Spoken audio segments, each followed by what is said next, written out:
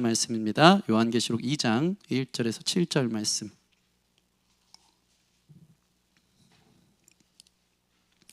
요한계시록 2장 1절에서 7절 말씀 우리 한 절씩 교독하겠습니다. 제가 먼저 읽겠습니다. 에베소 교회의 사자에게 편지하라. 오른손에 있는 7뼈를 붙잡고 7 금촛대 사이를 거니시는 이가 이르시되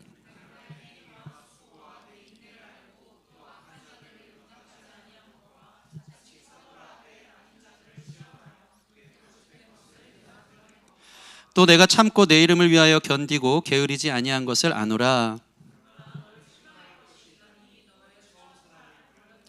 그러므로 어디서 떨어졌는지를 생각하고 회개하여 처음 행위를 가지라. 만일 그리하지 아니하고 회개하지 아니하면 내가 내게 가서 내 촛대를 그 자리에서 옮기리라.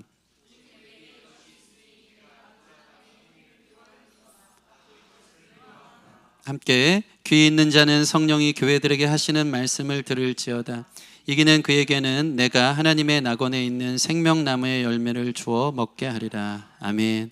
올해 우리 교회 주제는 사명입니다. 나에게 사명이 있다는 겁니다. 그냥 태어난 사람은 아무도 없습니다. 교회로 특별히 부르셨다는 것은, 여러분 한 명 한 명 교회거든요. 부르셨다는 것은 하나님의 거룩한 일이 우리 가운데 있기 때문입니다. 옆 사람 보면서 인사할까요? 당신은 하나님의 일꾼입니다. 그러니까 사실은요, 우리가 너무 대기업 다니는 사람 부러워할 필요 없습니다. 우리가 최고 대기업 다니는 겁니다. 하나님 나라 대기업에 거룩한 대사로 일꾼으로 우리를 부르셨다. 남부럽지 않은 자긍심, 자부심 갖고 살아갈 수 있는 것이죠. 그래서 지난 8번에 거쳐서 주 예수께 받은 사명이 무엇인지 나누었습니다. 사실 이 설교를 여러분 많이 기대했을 거예요. 나에게 사명은 무엇인가? 그러면 나는 어떤 직업을 갖고 살면 되나? 어떤 생계를 위해서 살아가면 되나? 구체적인 해답을 원했다면 사실 여러분들에게 시원한 답이 되지 않았을 수도 있습니다. 그러나 사실 우리가 무엇이 되기보다 항상 하는 얘기는 내가 누구냐가 중요합니다. 그게 바로 우리가 무엇을 하는 doing이 아니라 being의 존재, 그 자체로 하나님의 사명자들로 살아가는 거죠. 어느 곳에서 우리에게 주어진 역할들이 있듯이, 어떤 직업을 평생 가질 수도 없듯이, 또 우리 삶의 수많은 관계들 속에서 살아가면서 우리에게 주신 사명은 무엇이 되느냐가 아니라 바로 내가 누구인가, 그것이 사명의 시작이라고 나누었습니다. 여러분 8주에 걸쳐서 무엇을 나눴습니까? 죽지 말고 살자. 여러분 진짜 산다는 것은 주님과 연결된, 주님과의 관계 안에 있는 영적 생명이 살아가는 사람이 진짜 생명으로 사는 사명을 잘 감당하는 사람들인 줄 믿습니다. 여러분 살아있는 잘 사는 사람들 되었으면 좋겠습니다. 그렇게 죄와 시간과 자연을 잘 다스리는 사명 우리에게 주셨고요. 다른 사람 보면서 진리로 이름 붙여주는 사명 우리에게 주셨고요. 주님만 예배하는 거룩한 예배제의 사명을 주셨습니다. 하나님과 동행하며 마지막이 있습니다 하면서 전도해야 되는 마지막 때를 알리는 사명이 우리 가운데 있었고요. 내 이웃을 내가 필요한 사람에게 정하는 것이 아니라 내 옆에 지금도 도움이 필요한 사람의 이웃이 되어줘라. 그것이 우리에게 주신 사명이라는 이야기했고요. 내 삶의 어떠한 과거, 어떠한 상처도 하나님 안에서는 다 유익한 재료가 되게 하신다. 그 상처를 통해서 다른 사람들을 오히려 살려내는 치유자들이 되어달라. 그리고 지난주는 오로지 기도에 힘쓰는 사명에 대해서 이 8가지를 나누었습니다. 이러한 사명자로 사는 저와 여러분 됐으면 좋겠습니다. 자, 오늘부터는 이 주 예수께 받은 사명을 그럼 나는 어떠한 자세로, 어떠한 태도로 감당하기를 하나님이 원하시는지 연말이 다가오고 있기 때문에 한 4번, 5번에 걸쳐서 나누기를 원합니다. 오늘 그 첫 마음은요, 사명자의 첫 마음은 따라해 보겠습니다. 사랑으로 그 사명을 감당하기를 주님이 원하신다는 것입니다. 오늘 본문에 요한계시록의 7교회를 향한 예수님의 편지가 전달되는 것을 봅니다. 그중 오늘 첫 교회는 에베소 교회를 향한 예수님의 편지인데요, 이 편지는 에베소 교회가 어떠한지에 대한 바른 진단을 하고 있는 것을 보게 됩니다. 오늘 이 편지를 통해서 내가 사랑으로 사명을 감당하는 것이 무엇인지에 대해서 함께 좀 같이 찾아보는 시간이 되기를 원하는데요, 먼저 오늘 말씀을 보면 그 말씀이 주는 대상을 분명히 하고 있습니다. 1절 말씀 보면 에베소 교회의 사자에게 편지하라. 교회의 사자에게 편지한다고 하니까 교회의 사자? 목사님, 목회자들에게만 주는 말씀인가? 결코 그렇지 않습니다. 헬라어로 앙겔로스인데 말 그대로 심부름꾼, 주님이 부리는 사람들, 시중 드는 자들, 목회자를 포함한 교회의 일꾼들을 향한 주님의 편지입니다. 이 말씀을 여러분들이 사명자라는 의식이 있다면 여러분을 향한 말씀이라고 오늘 받으시는 귀한 은혜가 있기를 원합니다. 먼저 이 편지의 중요한 이슈는요, 예수님이 우리 신앙생활을 다 보고 계시다. 알고 계시다라는 것입니다. 예수님은 여러분이 지난 여름에 한 일을 다 알고 계십니다. 이런 얘기하면 두려운 사람이 있는가 하면 어떤 사람들은 감사합니다 하는 사람이 있어요. 두려워하는 사람이 아니라 감사하는 사람들 됐으면 좋겠어요. 주님이 여러분의 수고와 인내와 행위와 게으르지 아니함과 그 노고를, 남들 알지 못하는 그 힘든 일들에 하나님을 위해서 헌신했던 그 일들을 주님이 다 보고 알고 계신다. 그것이 여러분의 위로가 되어지기를 원합니다. 2절에서 3절 말씀 같이 읽겠습니다. 시작. 내가 내 행위와 수고와 내 인내를 알고 또 악한 자들을 용납하지 아니한 것과 자칭 사도라 하되 시험하여 그의 거짓된 것을 내가 드러낸 것과 또 내가 참고 내 이름을 위하여 견디고 게으르지 아니한 것을 아노라. 에베소 교회를 칭찬하고 있죠. 너 수고하고 인내하며 이 길을 걷고 있구나. 참을성 많구나. 고맙다. 남 모르는 눈물을 내가 안다. 더 하고 싶은 말 많았지만 참고 있는 것을 안다. 목사는 몰라도 나는 안다. 아멘. 목사는 모르는 게 많아요. 저도 인간입니다. 그러나 누가 아신다고요? 하나님이 안다. 그게 위로됐으면 좋겠습니다. 끝까지 교회를 사랑하는 수고를 알고요, 부족한 목회자를 기다려주는 그 마음을 주님이 다 보고 계시다. 심지어 2절 보면요, 악한 자들, 자칭 사도라고 하는 사람들, 교회를 시험케 하는 자들을 분별하려고 애썼다는 것도 알고 있습니다. 난 교회를 사랑해. 주님께서 허락한 우리 교회의 여우처럼 담을 넘고 흠집어 놓는 사람들을 난 분별해내고 그들이 우리 교회를 무너지지 않도록 나는 보수하고 지켜낼 거야 하는 마음을 주님이 아신다는 것입니다. 끝까지 참고 인내하며 온전한 교회가 되기 위해 노력할 거야 라는 그 마음을 주님이 아신다. 6절 보니까요, 심지어 니골라당도 분별하는 에베소 교회를 칭찬합니다. 니골라당은요, 요한계시록 교회에 종종 등장하는 영지주의 이단입니다. 영지주의라 하면요, 영이 되게 거룩하고 중요해서 몸을 함부로 굴려도 된다고 생각하는 이단입니다. 그러니까 영만 거룩하고 영만 구원받기 때문에 육체를 엄청 방치해요. 그래서 무율법주의자들이거든요. 이들이 교회에 들어와서 야, 구원받았으니까 맘대로 살아도 돼. 구원받았으니까 너 쾌락을 따라 살아도 돼. 음란한 행위를 방조하고 구원받았는데 뭐 어때, 마음껏 즐겨, 어차피 썩어 없어질 몸뚱이야 하면서 완전히 방치하는 이 운동을 벌였던 니골라당이 있었죠. 근데 이 에베소 교회는요, 그 행위를 미워했다.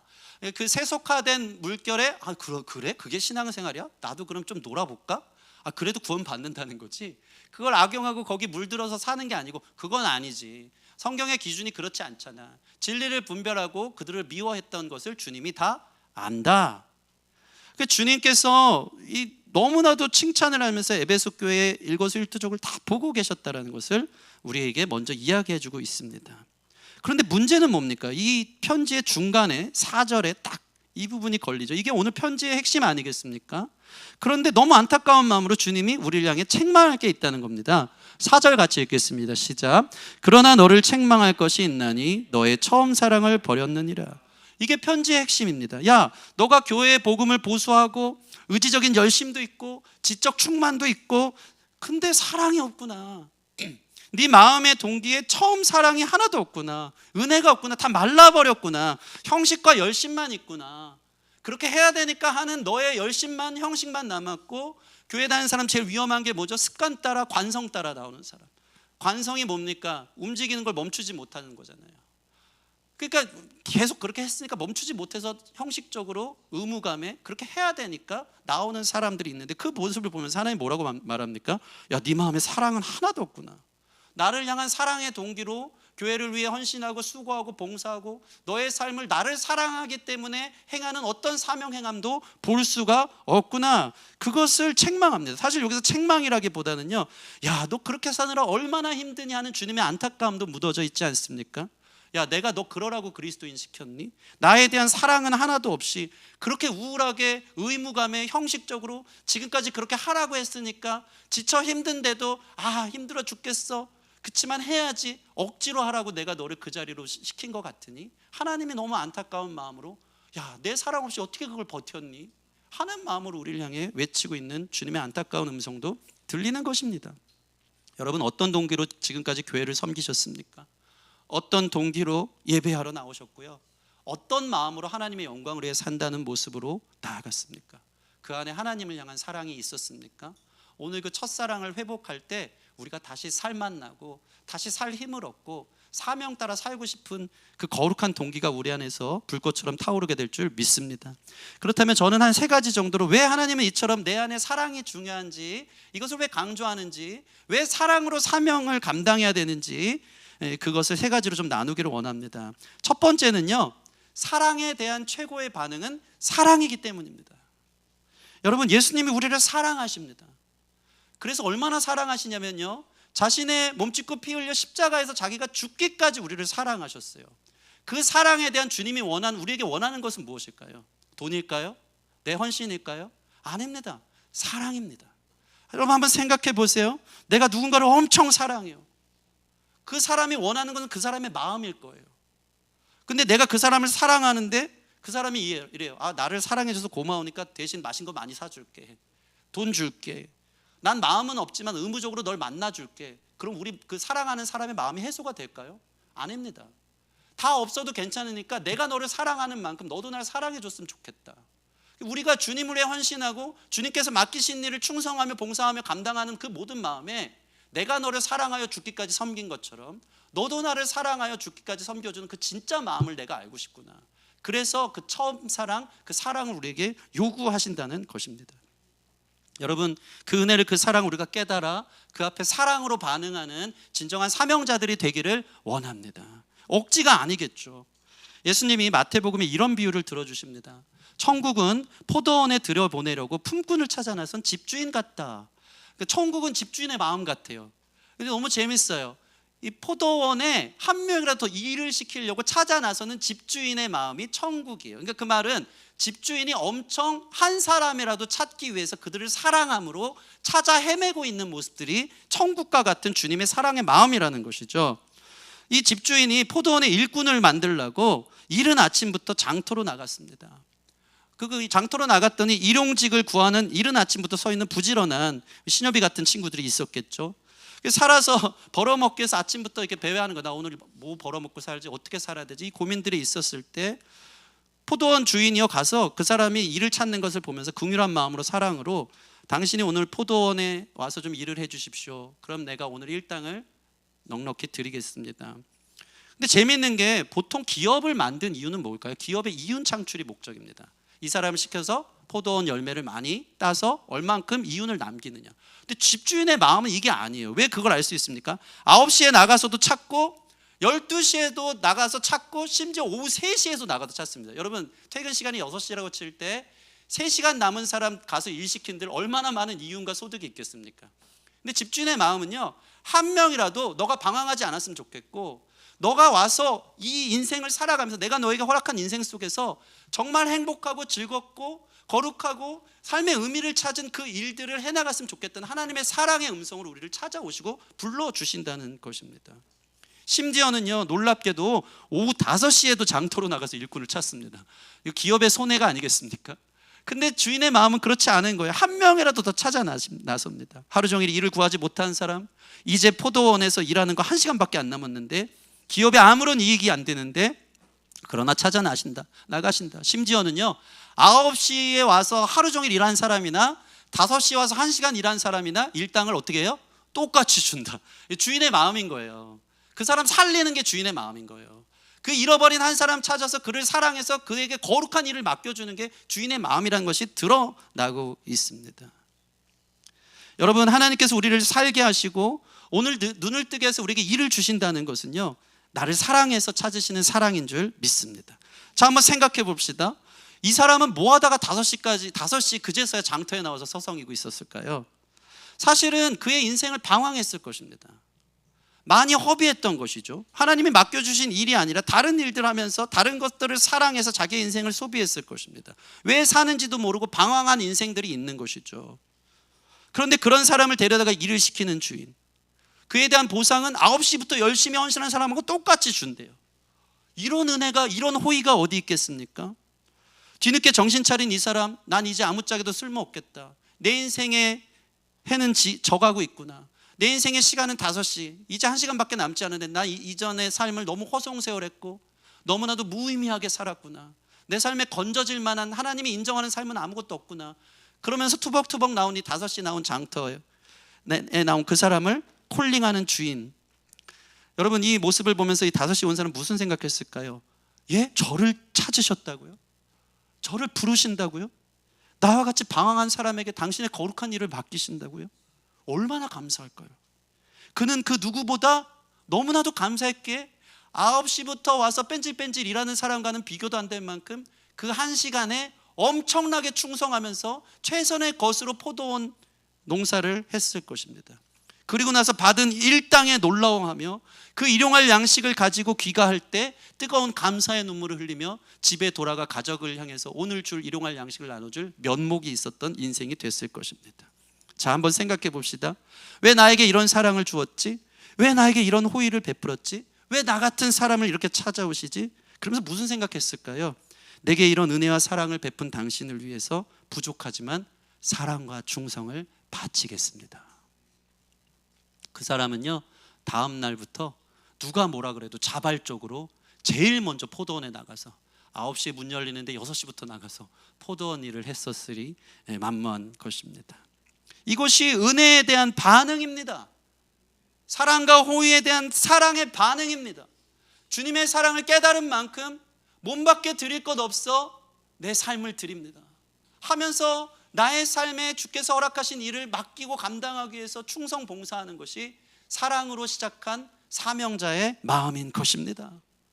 웬 말인가 날 위하여 주 돌아가셨나 이 벌레 같은 날 위해 큰 해 받으셨나. 이 찬양의 5절 보죠. 늘 울어도 눈물로써 못 갚을 줄 알아. 집사님 부르실래요? 몸밖에 드릴 것 없어 이 몸 바칩니다. 나에게 몸을 주신 주님을 위해 내 몸을 드립니다. 그게 진정한 사명자가 가져야 될 사랑의 마음인 것입니다. 여러분, 요한복음을 보면요, 오늘 이 요한계시록을 쓴 사람이 요한복음도 썼거든요. 그는 사랑의 사도라고요. 요한복음을 보면요, 하나님의 사랑에 대한 반응으로 완전히 점철되어 있는 사랑의 사도의 이야기입니다. 근데 요한복음은 20장이 마무리되는 것처럼 마무리 인사까지 합니다. 이외에 다른 기적도 있지만 이것이 예수께서 행하신 놀라운 복음의 전부다인 것처럼 결론을 짓고 있어요. 근데 요한복음이 20장으로 끝납니까? 21장까지 있어요. 왜 그렇습니까? 21장은요, 주님을 등지고 떠난 베드로를 찾아가시는 내용입니다. 그게 정말 중요했던 것 같아요. 주님을 배반하고 3번이나 부인하고 죄책감에 나 같은 사람이 무슨 주님 일이야, 나 주님 버리고 주님 배반해서 주님 볼 면목 없어, 그래도 먹고 살아야 되니까 다시 그물 기르러 나갔던 이 한 실패한 인생, 죄책감에 눌려있는 인생, 그 베드로를 향해 요한복음 21장에 더 쓰여져 있더라고요. 그는 더 이상 사명자가 아닙니다. 그럴 자격도 없다고 자기가 생각했을 거예요. 근데 21장에 예수님은 당신의 모든 사역을 마치고 부활하시고 나서 일부러 그 한 사람을 찾아가십니다. 그리고 나서 이렇게 얘기합니다. 네가 나를 부인할 줄 알았어. 너 그 모양 그 꼴일 줄 알았어. 그래도 나는 너를 사랑해. 그랬더니 베드로 마음이 막 불일 듯 일어나는 거예요. 예, 주님, 이런 나를 사랑한다고요? 사실 저도 그러고 싶지 않았어요. 주님, 제가 주님을 사랑했습니다. 정말 사랑하기 원했고요. 지금 실패했지만 제 마음 한구석에는 주님 없으면 살 수 없다는 고백은 여전하고요. 도망쳤지만 지금 제가 왜 그랬는지 너무나도 후회됩니다. 주님, 저도 주님을 사랑합니다. 고백하기 시작합니다. 그 마음을 담아서 예수님이 뭐라고 합니까?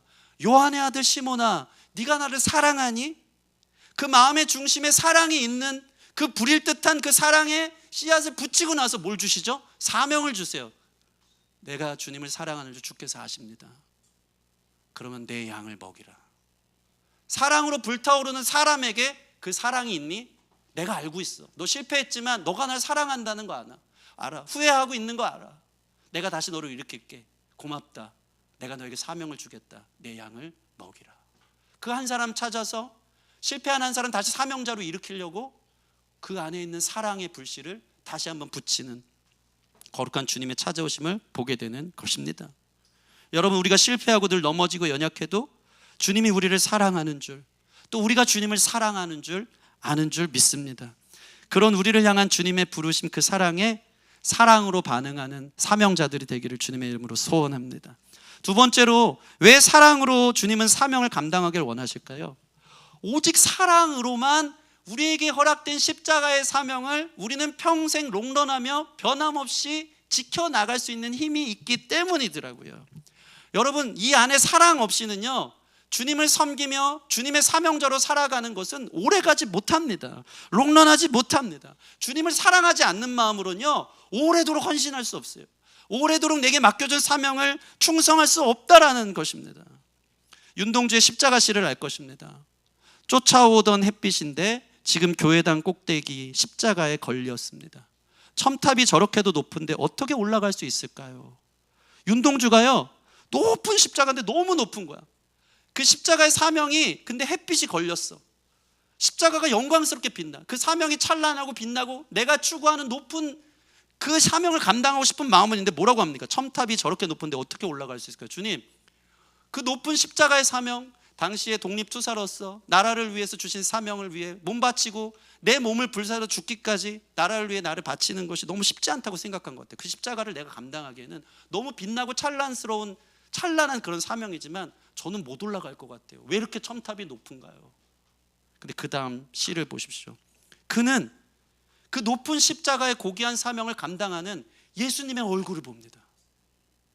그 얼굴에서 놀라운 포인트를 깨닫습니다. 시를 읽어드릴게요. 종소리도 들려오지 않는데 휘파람이나 불며 서성거리다가 괴로웠던 사나이 행복한 예수 그리스도에게처럼 십자가가 허락된다면 모가지를 들이우고 꽃처럼 피어나는 피를 어두워가는 하늘 밑에 조용히 흘리겠습니다. 이걸 발견한 거예요. 예수님의 십자가 지는 것, 생명까지 지는 게 괴롭고 버거운 일인 것을 봤어요. 괴로웠던 사나이. 근데요, 그의 표정에서 뭘 보죠? 행복한 예수 그리스도에게처럼. 이거구나. 예수님 자신의 목숨을 죽기까지 십자가에 달려 온 인류를 구원한다는 것은 너무 괴롭고 힘든 사명이지 몰랐지만 그 걸어가는 주님의 표정이 어땠다고요? 행복했다. 왜? 사랑하는 사람을 위해 내 몸을 헌신하는 것은 행복한 일이니까. 내 안에 너가 죽는 것을 볼 수 없고 다시 너를 하나님의 자녀로 부르기 위해서 십자가 지는 그 길은 나에게 너무나도 기쁜 일이야. 행복한 미소를 그 십자가 지러 가는 예수님을 통해서 보기 시작한 것입니다. 아, 이게 정답이구나. 사명을 지기 위해서는 내 안에 사랑이 있다면 아무리 힘든 일이라도 행복하게 그 사명을 질 수 있구나 라는 것을 윤동주는 깨달은 것 같습니다. 여러분, 주님을 사랑하는 마음이 있잖아요. 그럼 내게 태운 십자가를 행복하게 감사하게 감당하게 될 줄 믿습니다. 사랑은 참 신비합니다. 윤동주는 십자가 지러 가신 행복한 주님의 사명자의 모습을 보고, 아, 나도 나라를 사랑하는 마음이 있어서 이 길을 행복하게 걸어가야겠다. 사랑하면요, 누가 뜯어 말려도 난 그거 할 거야, 그런 마음으로 가는 겁니다. 다른 동기로 어떻게 그 힘든 십자가를 여러분 질 수 있겠습니까? 오늘날 같이 혼탁한 세상 속에서 소수 그리스도인들로 살아간다는 것이 얼마나 힘든 일입니까?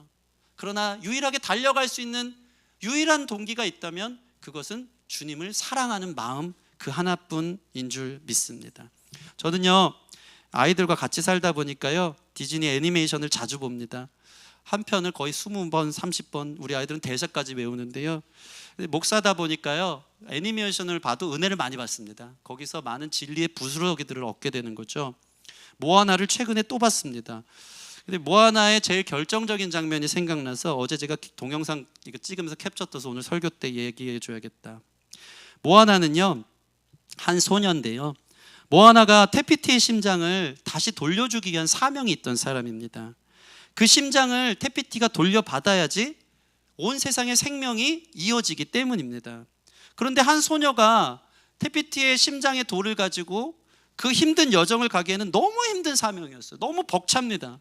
항해를 할 줄도 몰랐고요, 거대한 괴물과 맞서 싸울 힘도 없는 그냥 작은 소녀입니다. 심지어 실패하지요. 그때 모아나가 이렇게 말합니다. 바다야, 왜 날 선택했니? 나는 할 수 있는 것이 아무것도 없어. 너가 날 선택한 건 실수야. 그러면서 테피티의 심장을 바다에 던지고 포기하고 집으로 돌아가려는 장면이 나옵니다. 그때 죽었던 할머니가 가오리가 되어 나타납니다. 저는 그것을 보면서 이것은 성령님이다. 그리고 뭐 하나를 안아주고요, 그 마음의 중심을 생각나게 해줍니다. 할머니를 보고 모아나는 울면서 말해요. 할머니, 저 많이 노력했어요. 그런데 잘 안 됐어요. 그때 할머니가 말합니다. 네 잘못이 아니야. 내가 네 어깨에 너무 많은 짐을 지워줬구나. 집에 가자.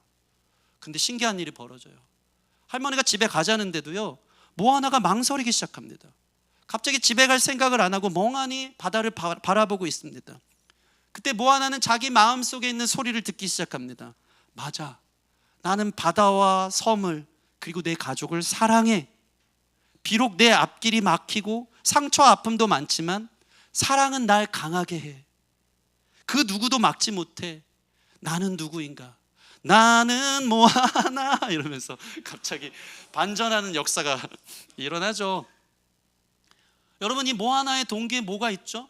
너무나도 버겁고 힘든 사명의 길이지만 바다와 가정을 사랑하기 때문에 다시 일어설 힘을 얻은 모아나의 모습, 그 사랑이 자기를 부른다는 거예요. 실패한 그 길에 다시 용기를 부어줍니다.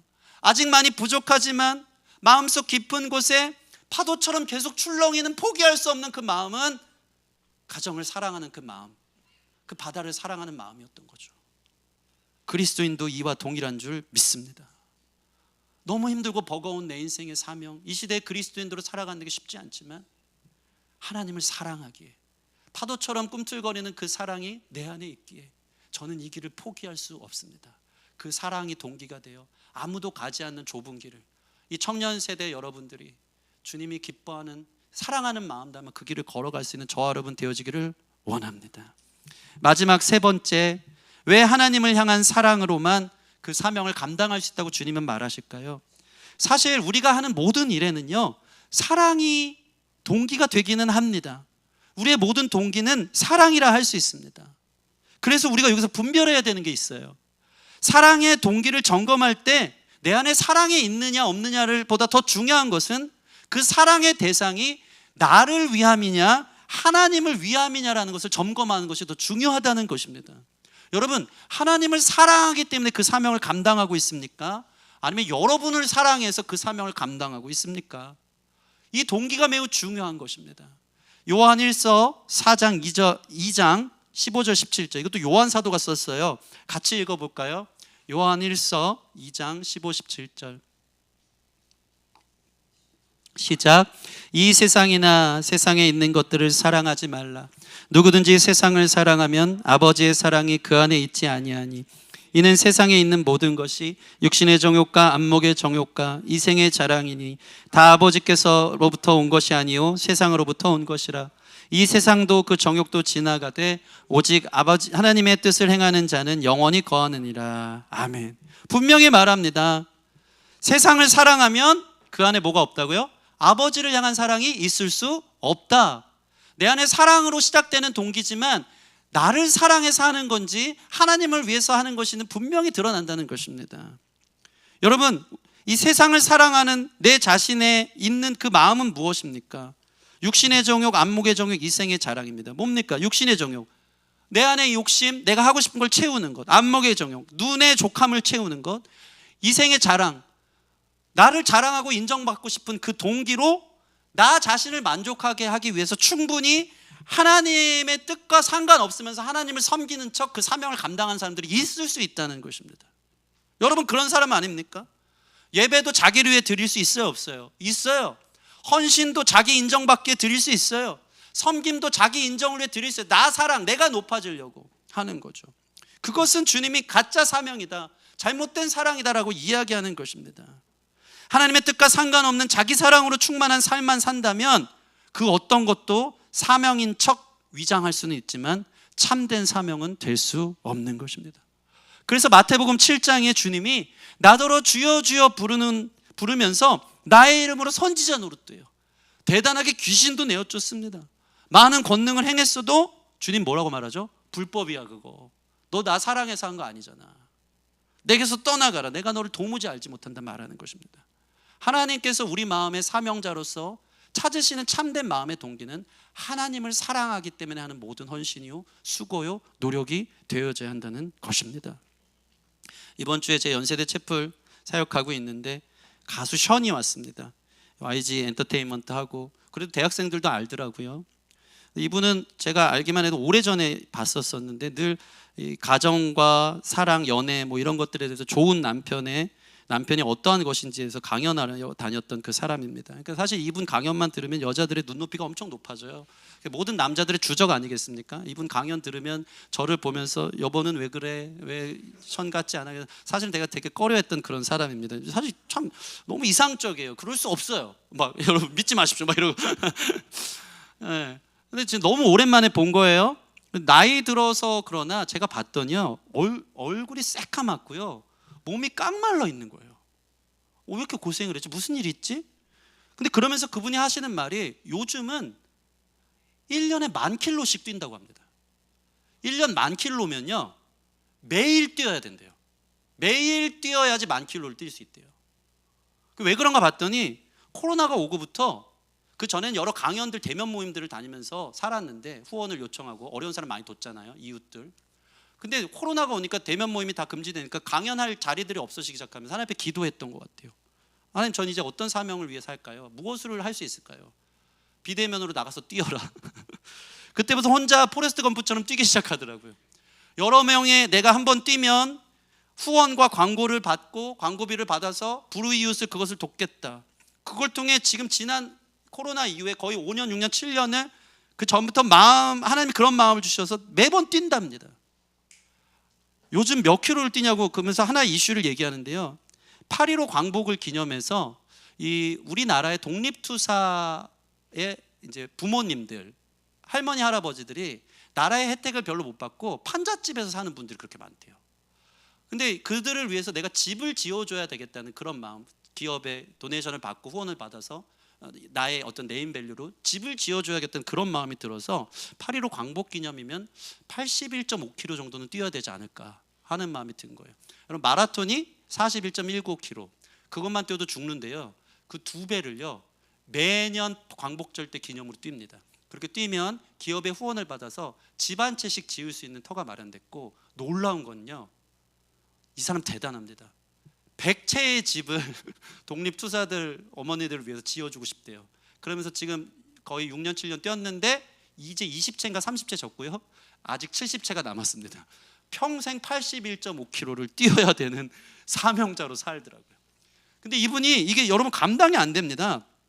81.5km를 뛰다 보면 영상을 보여줬더니 다리가 경련이 일어나서 쓰러질 수밖에 없고요, 가다가 수십 번 포기하고 싶고요, 도무지 인간의 한계를 넘어서는 거리 아니겠습니까? 옆에서 같이 뛰는 사람이 없으면요, 졸도에서 쓰러지는 걸 잡아줄 수도 없기 때문에 옆에 서포터들이 8km씩 바꿔가면서 뛴대요. 근데 그 사람은 혼자 81.5km를 뛰어요. 심지어는요 81.5km를 뛰면요 체중이 5kg가 빠져 있대요. 제가 이 얘기를 우리 그때 사모님이 신협이랑 같이 연대해서 들었는데, 이 본론은 이해 못하고 와 5kg나 빠진대 막 이러면서 여기에 이슈가 돼가지고 서로 막 보면서 이거다 하면서 다이어트 이슈에만 빠져서, 네, 그걸 제가 보면서 참 충격받았습니다. 그러면서 그가 어떻게 이렇게 뛸 수 있는가 말을 하더라고요. 2가지를 갖고 뛴대요. 첫째, 그 할머니를 위해서. 2번째, 하나님께 예배하는 마음으로 뜁니다. 채플 시간에 알아듣지도 못하는 기독교인들이 대다수이지 않은 그곳에 하나님의 영광을 드러내면서 내 몸 불살라 뛰는 이유는요, 하나님의 영광을 위해 뜁니다. 심지어는요 그게 다가 아니더라고요. 아직 한국에는요 그 어린 장애인들 아이들이 재활할 수, 매일같이 재활 프로그램을 받아야지만 그 아이들이 다리에 힘을 받아서 살아가지 않습니까? 근데 충격적인 건 일본에도 되게 많이 있대는데 한국에는요 재활 전문 병원이 없대요. 장애 아이들을 위한. 이것에 대한 또 동기부여가 된 거예요. 사명감이 생긴 거예요. 그래서 가서 물어봤대요. 건축사에 가서 얼마 정도 있으면 재활병원을 지을 수 있는가 전문가들 물어봤더니 350억 정도 든대요. 근데 이분이 또 기도하면서 이런 마음이 든대요. 매일 10,000원씩 후원을 하자, 준비를 하자. 365일. 그리고 이렇게 함께 할 수 있는 사람 10,000명을 모으자. 그러면 360억이 되겠다. 그걸 해내요.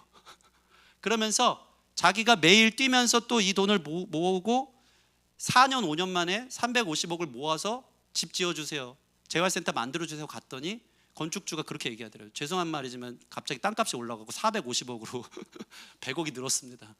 그리고 2년을 더 뛰고 지금 현재 몇 년 전에 우리나라 최초로 어린이 장애우를 위한 재활병원을 410억인가를 내서 후원해서 그 건물을 세워서 지금 거의 300명이나 되는 아이들이 매일 재활을 훈련할 수 있다고 합니다. 좀 엄청난 사람입니다. 이 남자들의 주적일 뿐만 아니고 모든 신앙인들의 어떻게 따라가라는 거야 그거를. 심지어는요 친자식들이 그 인생이 참 제가 그거 보면서 그런 생각이 있어요. 야, 예수님을 믿으면 너희는 나보다 더 큰 일을 하리라. 자식이 4명이 있는데요, 자기 마음으로 품은 자식이 1000명이 있습니다. 자기 내 집 마련을 아직도 못하고 자기 아내 정혜영 씨가 내 집 마련하고 싶은데 필리핀 가서 한 아이를 자기의 아이로 입양하듯이 하면서 매월 후원하면서 갔더니 그 아이가 마이 맘이라는 얘기 그 한마디 듣고 그의 인생이 달라지는 거예요. 내가 내 돈 조금 아껴갖고 35,000원이면 사실 우리 한 끼, 근데 그거 한 달 줬다고 얘가 나를 엄마라고 부르는 이 사건이 너무나도 충격적이어서 내 집 마련이 시급한 게 아니고 이 아이를 내가 품고 자라게 하는 게 중요하겠다. 그러면서 갑자기 필리핀에서 100명, 인도네시아의 고아들 아이들 100명, 우간다 100명, 그렇게 해서 1000명을 한 명당 매일 35,000원씩 매달 1000명을 지원하고 있어요. 이런 얘기 했더니 옆에서 저희 신협이랑 사모님 또 계산기 두드리고 있다. 그럼 도대체 얼마인가 이게, 그러면서 대단하다, 어떻게 그렇게 수입이 많은가 막 이러면서 그러고 있더라고요. 그래서 야, 그게 참 중요한 게 아닌데 저도 근데 궁금해서 쳐보긴 했습니다. 야, 매달 3,500만 원씩 후원을 하고 있더라고요. 아이들 키우려고. 엄청난 삶 아닙니까? 이분이 마지막 멘트를 이렇게 내더라고요. 많은 사람들이 그렇게 얘기합니다. 어쩜 그렇게 완벽한 삶을 사냐고 말하지만 항상 저는 대답합니다. 저는 전혀 그렇지 않습니다. 부족한 나를 자녀 삼으신 하나님의 은혜가 많아서, 가지는 것보다 가진 것을 나누는 삶이 행복하다는 걸 알아서, 무엇보다 나를 구원하신 예수 그리스도 때문에 저는 그 일을 합니다. 자매들만 아멘하고 있어. 너무 충격받았습니다. 정말 대단한 사명자다. 제가 그런 생각했어요. 여러분, 사실은요, 이 션보다도 이 세상에는요 더 많은 돈을 자선하고 후원하는, 엄청난 액수를 기부하는 사람들이 많습니다. 있을 수 있습니다. 그런데 그들의 마음의 동기에 그것이 하나님을 향한 것이 아니고 다 자기를 높이기 위한 것이라면 그것을 어찌 하나님을 위한 사명이라 할 수 있습니까? 자기 사랑, 자기 높임이겠죠. 다 위장하고 포장할 수 있습니다. 그런데 션의 이 마지막 말을 들으면서 이 사람 진짜 사명자다. 매년 10,000km를 뛰면서 달리기를 하면서 하나님 나라와 영광을 해 자신을 몸 밖에 드리고 없어 불태워드리는 그 사람의 모습을 보면서 하나님의 영광을 해, 하나님 사랑해서 합니다. 예배하는 마음으로 뜁니다. 야, 진짜 사명자다. 그런 성령 충만한 그의 얼굴을 보았습니다. 끝나고 다음 스케줄이 있다고 너무 빨리 가서 같이 사진은 찍을 수 없었습니다. 그게 너무 안타까웠죠. 말씀을 마치겠습니다. 고린도전서 13장 보면요, 사랑이 없으면 아무것도 아니라고 합니다. 여러분, 여기 왜 앉아 있습니까? 여러분, 왜 살아갑니까? 하나님을 향한 사랑이 아니면 아무것도 아니래요. 대단한 은사가 있고요, 산을 옮길 믿음이 있고요, 그 사람이 아무리 천사의 말을 하고요, 모든 비밀과 지식을 깨달았지만 사랑이 없으면 울리는 꽹과리로 들린다. 시끄럽다, 다 너를 위한 거 아니냐, 너 예배받기 위해 하는 거 아니냐, 내가 너를 구원했는데. 우리 안에 하나님을 향한 사랑으로 시작하는 사명자들이 되어지기를 원합니다. 처음 사랑 잃어버리잖아요. 그 사랑 놓치잖아요. 되게 무서운 말씀이 있어요. 오늘 5절 보면요, 촛대를 옮기신대요. 이게 무슨 소리입니까? 나 너한테 사명 맡기지 않겠다는 거예요. 그 십자가 지기 싫어? 그 촛대 내가 옮겨서 다른 사람 줄 거야. 그 촛대 옮겨서 오늘도 션한테 줄 거야. 그러고 있는 거예요. 그런데 그 사명을 나를 사랑함으로 감당하는 자에게는 7절 보면 생명나무 열매를 먹겠대요. 이게 뭡니까? 지치고 이 사명 걸어가기가 힘들고 지치고 상처만 받고 어렵지만 주님을 사랑함으로 그 길을 걸어가면 주님과 연합하는 생명을 오히려 얻는데요, 새 힘을 얻는데요, 더 큰 사랑이 있대요. 너무 기쁘대요. 그 길을 걸어가는 게 더 드리지 못해서 안타까울 만큼 우리 안에 그 사랑으로 불타올라 진짜 생명을 있게 살아나는, 살만 나는 인생을 산다는 것이죠. 여러분 안에 사랑으로 시작하는, 하나님을 향한 사랑으로 시작하는 사명자들이 되어지기를 원합니다. 오늘 그 사랑이 베드로를 찾아오신 주님처럼 여러분에게 찾아오는 줄 믿습니다.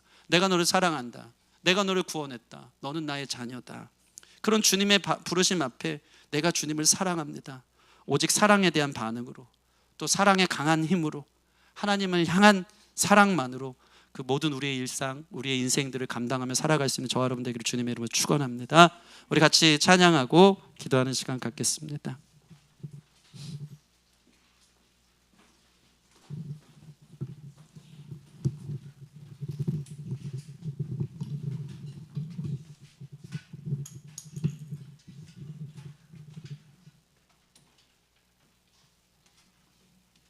우리 주께 가오니 우리 마음의 사랑으로 불타오르기를 원하는 마음 우리 찬양하고 우리 말씀 생각하며 같이 기도하겠습니다.